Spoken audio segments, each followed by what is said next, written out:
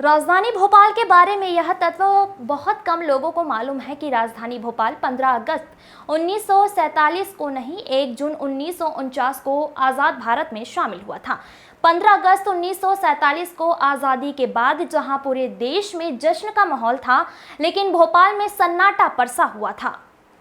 भोपाल के नवाब हमीदुल्लाह की रियासत थी और वह स्वतंत्र भारत में विलय के पक्ष में नहीं थे, जबकि वह नहीं चाहते थे कि भोपाल स्वतंत्र भारत का हिस्सा बने। उस समय भोपाल के जुमेराती में भारत सरकार का एकमात्र सरकारी पोस्ट ऑफिस हुआ करता था और उसके पोस्ट मास्टर ने जब पोस्ट ऑफिस पर तिरंगा लहराया तो भोपाल नवाब की पुलिस ने वहां जाकर तिरंगे को उतार दिया और पोस्ट मास्टर की पिटाई कर दी।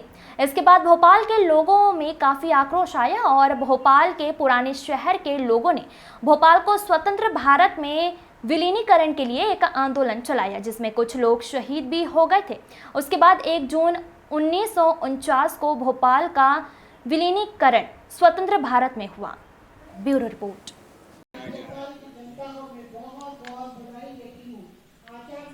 आज भोपाल वासियों के लिए बड़ा खुशी का और बड़ा ऐतिहासिक दिन है। हमारा देश 15 अगस्त 1947 को आज़ाद हुआ था, परंतु हमारा भोपाल 15 अगस्त 1947 को आज़ाद नहीं हुआ था।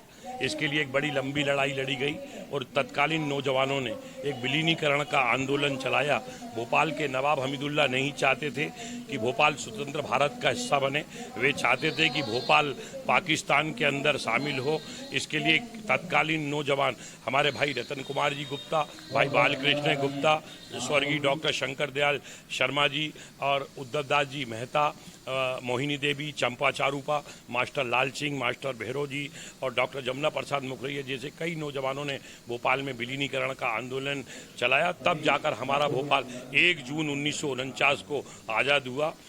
और जब भोपाल की जनता ने मुझे भोपाल के महापौर के रूप में आशीर्वाद दिया, तब से मैंने भोपाल नगर निगम से इस कार्यक्रम को भोपाल की आज़ादी का वास्तविक सच आने वाली पीढ़ी के सामने आए, इसके लिए हम 1 जून को भोपाल गेट के ऊपर कार्यक्रम करते हैं। और भोपाल के जो स्वतंत्रता संग्राम सेनानी थे, जो योद्धा थे, भोपाल को आज़ाद कराने के लिए उनको हम लोग पुष्पांजलि अर्पित करते हैं।